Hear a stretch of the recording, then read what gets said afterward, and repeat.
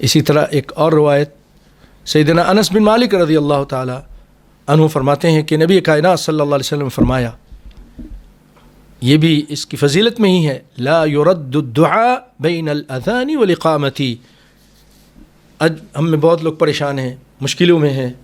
آپ صلی اللہ علیہ وسلم فرماتے ہیں کہ دعا نہیں رد کی جاتی اذان اور اقامت کے درمیان. اذان ہو گئی، اس کے بعد اقامت ہونے والی ہے، 10-15 منٹ باقی ہیں، 20 منٹ باقی ہیں، تو اس وقت دعا جو بندہ دعا کرتا ہے مسلمان، اس کی دعا رد نہیں کی جاتی.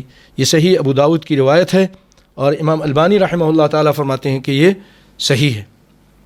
سہل بن سعد رضی اللہ عنہ روایت کرتے ہیں کہ رسول اللہ صلی اللہ علیہ وسلم فرمایا، ساعتان تفتح فیہما ابواب السماء، 2 گھڑیاں ایسی ہیں جس میں آسمان کے دروازے کھول دیے جاتے ہیں.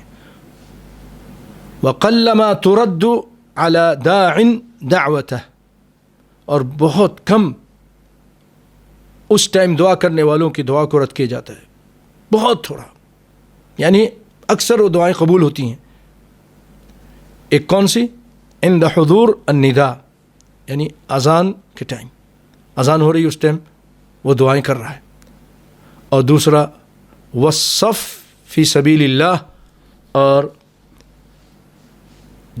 اللہ کے راستے میں جہاد کرتے ہوئے جو صف ہے، صف بندی ہے، وہاں کھڑا ہوا ہے اور جنگ ہونے والی ہے یا جنگ ہو رہی ہے، اس ٹائم میں دعا کرتا ہے.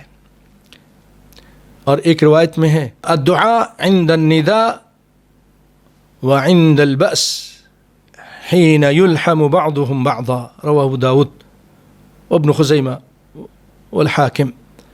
کہ دعا جب یہ اذان کے ٹائم، اذان کے وقت، اور جب جنگ ہو رہی ہوتی ہے اور ایک دوسرے سے یلحم، گتھم گتھا ہو جاتے ہیں، دونوں طرف کے فوجی ادھر کے ادھر چلے گئے، اس ٹائم جب کوئی مسلمان مجاہد وہاں دعا کرتا ہے تو اس کی بھی دعا قبول ہو جاتی ہے.